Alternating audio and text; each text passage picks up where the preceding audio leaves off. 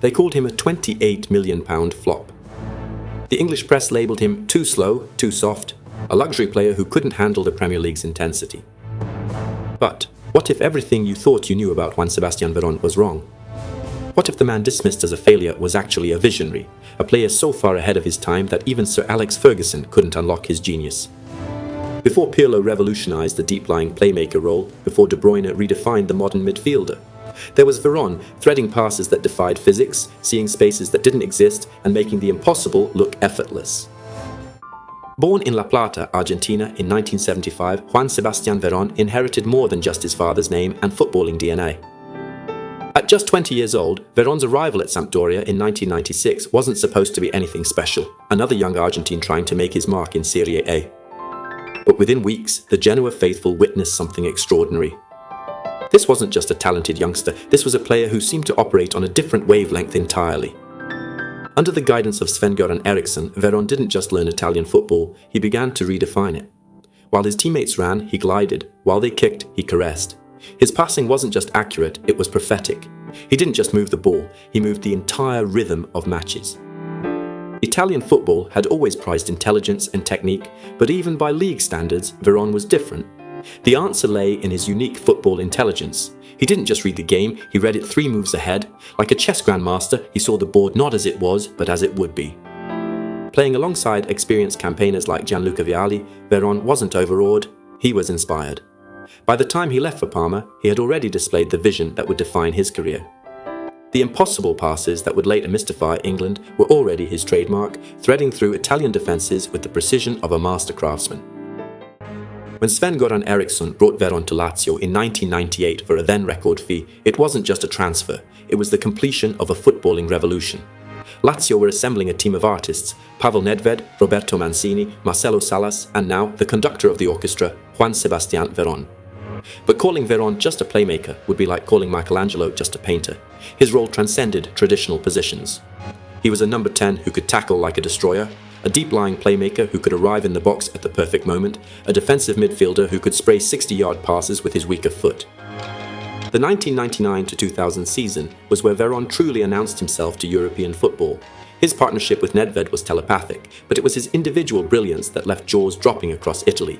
Game after game, he would produce passes that seemed to bend the laws of physics. The Scudetto that followed wasn't just Lazio's first in 26 years, it was validation of Veron's genius. He had taken a talented team and turned them into champions through the sheer force of his vision and passing ability. His statistics that season tell only part of the story: 8 goals, 11 assists, but it was the unmeasurable impact that mattered most.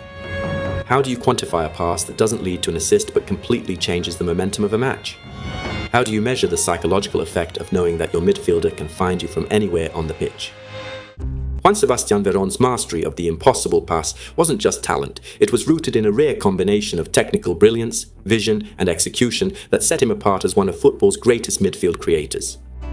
Veron's extraordinary football intelligence and anticipation allowed him to see passing lanes and teammates' movements that others couldn't even visualize. His vision ranked exceptionally high among midfielders of his era, enabling him to dictate tempo and orchestrate play with uncanny precision, but vision means nothing without execution. His impeccable first touch was the foundation of everything. Where other players needed 2 or 3 touches to control difficult balls, Veron needed just one, and that touch would already be setting up his next move. This control was crucial for executing quick, accurate passes under pressure, maintaining the flow of the game even when surrounded by opponents. The execution itself was flawless, a combination of power, precision, and timing that few players have ever matched. Veron was equally adept with both feet, and his use of the outside of his foot to deliver passes became legendary. These weren't just accurate passes, they were perfectly weighted through balls that unlocked the tightest defenses, threading into spaces that seemed to exist only in Veron's mind. Beyond his open play mastery, Veron was a set-piece specialist whose delivery from dead balls was as dangerous as his through balls. His free kicks combined power with precision, while his corners seemed to carry a GPS system, finding teammates' heads with metronomic accuracy. This dual threat made him invaluable, dangerous from anywhere within 40 metres of goal. When we watch Kevin De Bruyne today, threading passes for Manchester City, we see echoes of Veron's genius. Both players combine long-range passing accuracy with creative vision, orchestrating attacks from deep midfield positions. Both excel at switching play and delivering incisive passes over vast distances. But where De Bruyne brings explosive pace and dynamic movement, Veron's strength lay in his calm, measured control of tempo and space. Think Andrea Pirlo's composure combined with Xavi's precision, but with greater physicality and shooting power. Veron didn't just play the game, he conducted it like a maestro leading an orchestra. His ability to anticipate teammates' runs meant he regularly delivered balls to spaces where players would be, not where they were.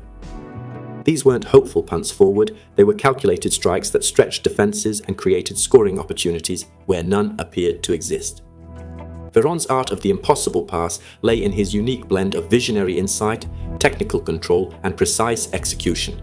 He was a complete midfielder whose passing genius continues to influence generations of players, setting a standard for creativity and mastery that few have matched.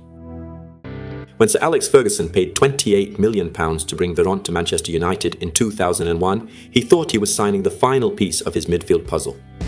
What he got was a player so ahead of his time that even Ferguson couldn't fully understand how to use him. The Premier League in 2001 was still largely a direct physical competition. The tactical sophistication that would later define English football was years away. Into this environment walked a player whose football brain operated on a completely different frequency. Veron's debut against Fulham offered a glimpse of what was to come, both the brilliance and the confusion. His passing was immaculate, his vision unparalleled, but the pace of his game seemed at odds with the helter-skelter nature of English football.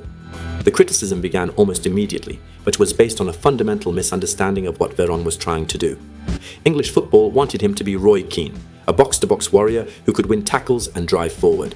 What they got was more like Andrea Pirlo, a deep-lying playmaker who could control matches through pure technique and vision. The narrative about Veron's inability to adapt to English football became prominent during this period.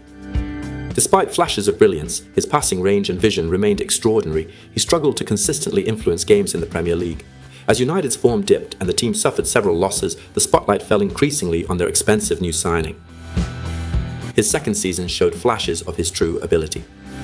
The match against Liverpool at Anfield was a masterclass in midfield play. Veron controlled the tempo, dictated the flow, and produced passes that had the Kop applauding despite themselves. But these moments were seen as exceptions rather than examples of his true level. The irony is cruel. A player who would have thrived in the modern Premier League, with its emphasis on possession football and tactical sophistication, was judged by the standards of an era that couldn't appreciate his gifts. Chelsea's acquisition of Veron in 2003 promised a fresh start, but Roman Abramovich's revolution was still in its infancy. Like at United, Veron found himself in a team that was still learning how to maximize his unique talents. Under Claudio Ranieri, there were glimpses of the old magic, but it was clear that Veron's heart was calling him back to a league that understood his artistry. Italy had always appreciated the subtle arts of midfield play, and when Inter came calling, the return felt inevitable. Returning to Italy in 2004 was like watching a master painter return to his preferred canvas. At Inter Milan, Veron rediscovered the joy of playing football at its highest level. The partnership with Cambiaso was one of the most underrated midfield combinations of the decade. While Cambiaso provided the energy and pressing, Veron was the metronome, setting the tempo, controlling the rhythm, and producing moments of magic that left the San Siro breathless. Understanding Veron's true greatness requires looking beyond statistics and trophies. His influence on the game was more subtle but no less profound. He was a pioneer of the modern deep-lying playmaker role, operating in spaces that wouldn't become fashionable until years later. Watch Andrea Pirlo's performances for Italy and AC Milan, and you can see echoes of Veron's positional play. Observe Toni Kroos controlling matches for Real Madrid, and you witness similar patience and precision. Study Kevin De Bruyne's through balls for Manchester City, and you recognize the same ability to see passes before they exist. The tragedy is that Veron's Premier League stint became the dominant narrative of his career.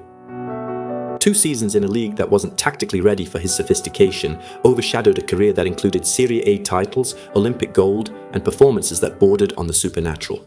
Modern football analytics would have loved Veron. His pass completion rates in the final third, his progressive passes per game, his ability to break lines with a single ball, these are the metrics that define today's elite midfielders. But in an era before such nuanced analysis, his genius was often misunderstood. Juan Sebastian Veron's career is a reminder that football, like all art forms, is often ahead of its audience. He played the game with a sophistication that wouldn't be fully appreciated until tactical evolution caught up with his vision. The impossible passes that defined his career weren't just displays of technical ability, they were statements of intent. Each perfectly weighted through ball, each defence-splitting diagonal, each moment of pure football poetry was Veron's way of showing the world what the game could be when played by a true artist. Today, as we marvel at the tactical sophistication of modern football, we should remember the pioneers who paved the way. Veron didn't just master the impossible pass, he redefined what was possible. In a sport increasingly dominated by data and analytics, Veron reminds us that the most important qualities can't always be measured. Vision, creativity, and the ability to see beauty in a simple pass from one player to another, these are the gifts that separate the great from the merely good. Juan Sebastian Veron was never just a footballer. He was a poet who chose the pitch as his stage, a conductor who used a football as his baton, and an artist who painted masterpieces that lasted only seconds, but left impressions that endure forever. The master of the impossible pass, finally understood, properly appreciated, and rightfully celebrated.